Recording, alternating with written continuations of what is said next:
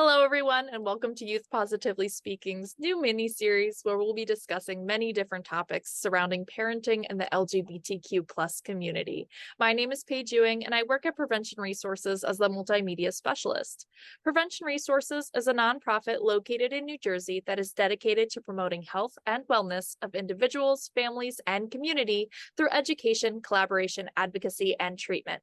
I have with me Leslie Gable, the co-CEO of Prevention Resources, and Erin Cohen, Prevention Resources Prevention Director. To add to our conversation, we also have with us our expert, Dr. Dennis Flores. Can you please introduce yourself, Dr. Flores? Sure thing, Paige. Hi, everybody. I'm Dennis Flores. I'm an assistant professor here in the School of Nursing at the University of Pennsylvania. My work has been focused on family-based LGBTQ health, and we've collaborated with hundreds of parents and hundreds of LGBTQ adolescents through the past few years to hear their perspectives and come up with programming and resources to help these dyads. Dr. Flores, thank you so much for your time today. I'd like to talk today about the challenges parents face, in particular, around the landscape of LGBTQ adolescents. What are the particular challenges do you think in today's health challenges and preventative health across the board do they need to be concerned about?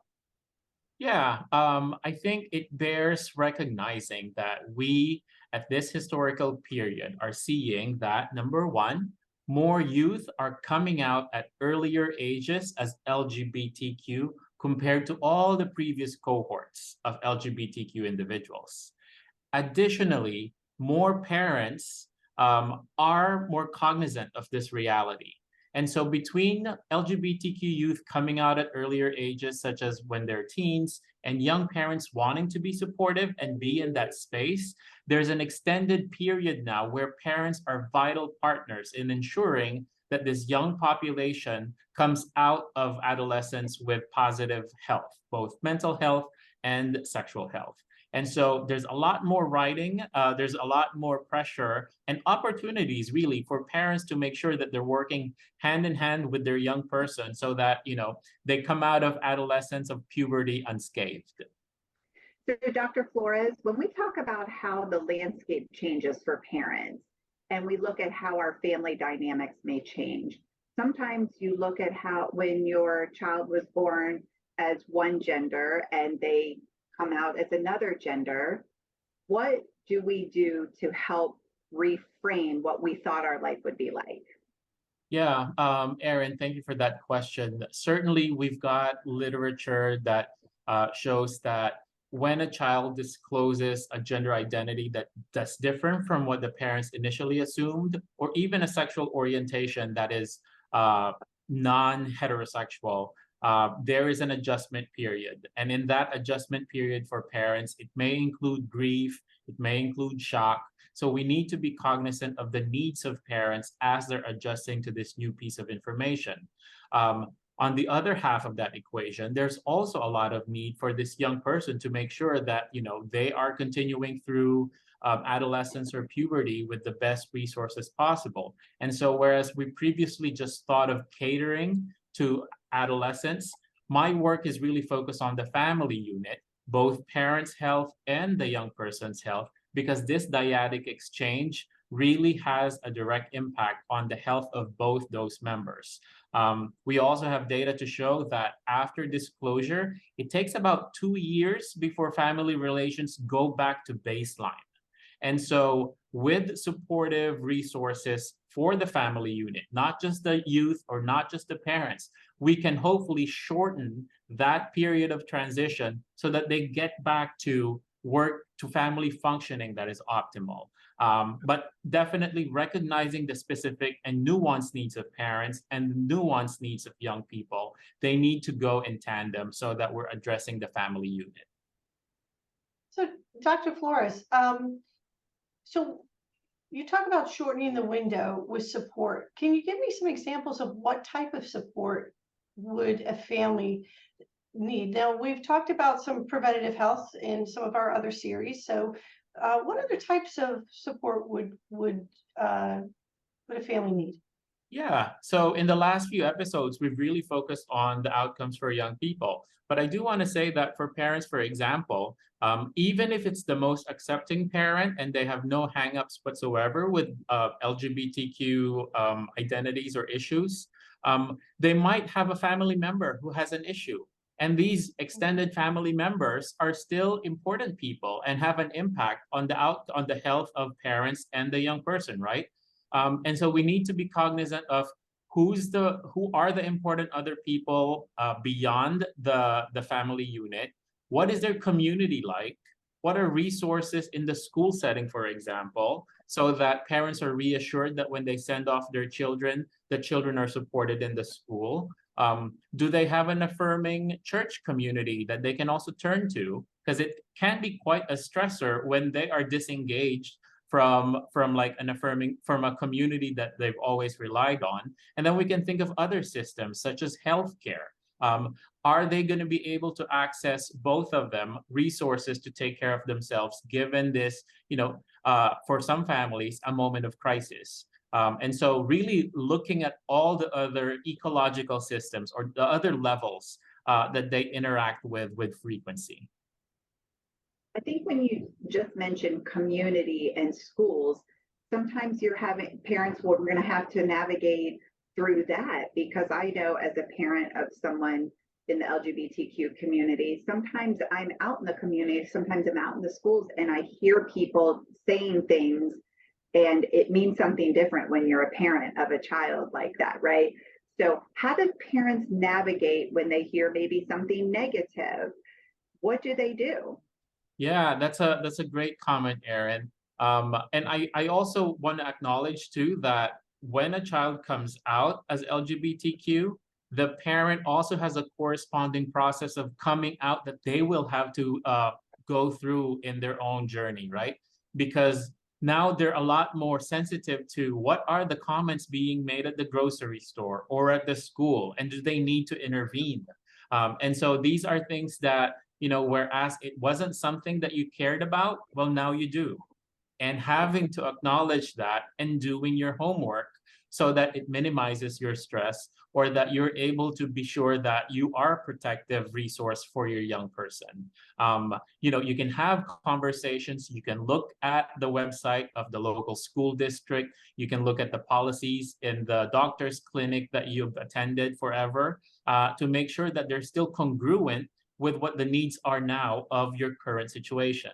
And it's just a matter of checking off the boxes and making sure that you are mindful, and you're not subjecting yourself and your young person to non-affirming spaces.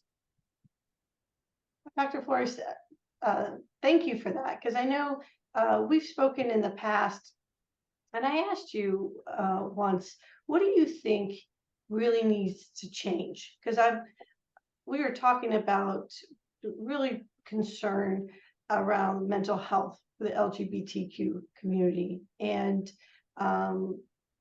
you had said, and I tell you, it stayed with me, and you said, Leslie, the thing that needs to happen is more for the non-LGBTQ community and the stigma that exists. Mm-hmm. And I wonder if you could just speak a little bit more about what can be done in that area, because you hear this word stigma, but what can be done, and what would you like people to be, when you say stigma, and what can be done, what should people know in that area, that space?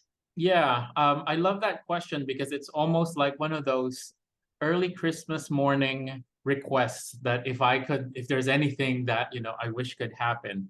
But yeah, to that previous conversation we had, stigma is really when we think of another group or an individual as less than, or something to be dubious about or concerned about.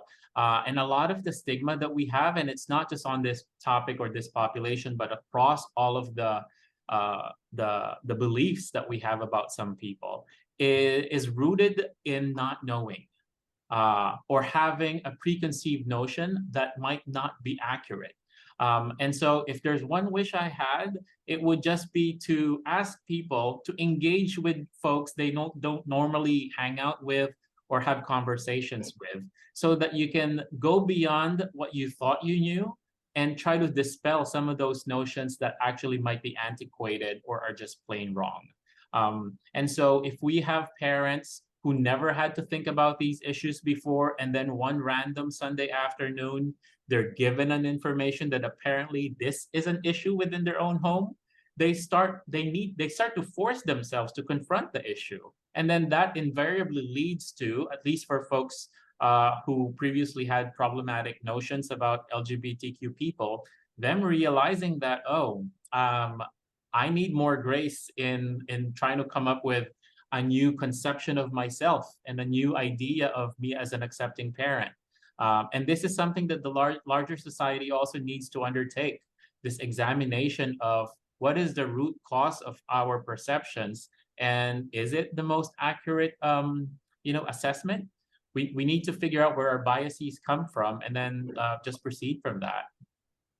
I do think that sometimes when people don't know something and they have that fear and they think it's different, once they get to know someone, or if it's their own child, then they see that they're just still people. They're just still people that have the same needs. Yeah.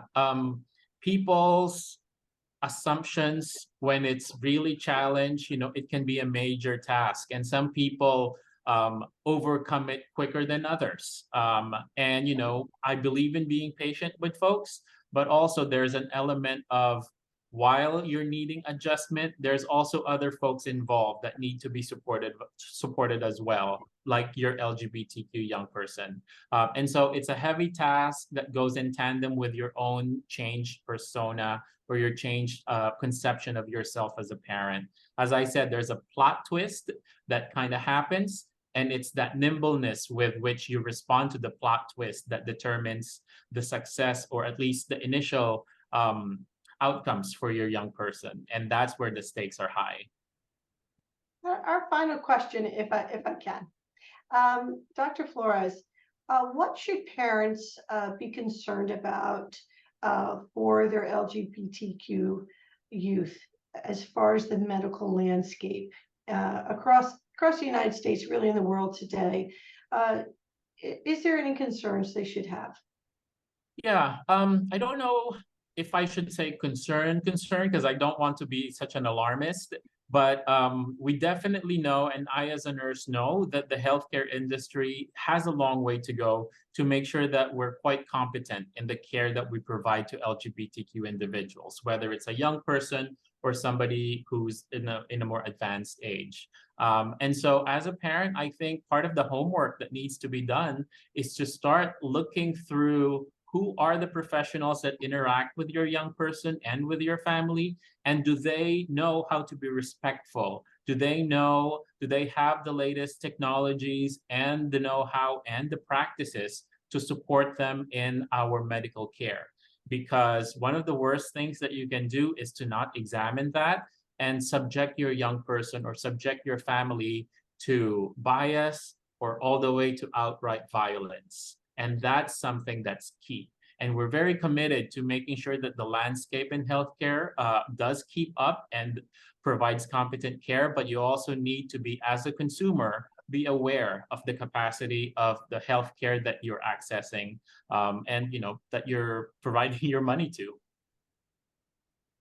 Well, I want to thank you so much, Dr. Flores, for coming on and speaking with us throughout this whole series. And of course, a thank you to Penn Nursing and Parents Assist for partnering on this series with us.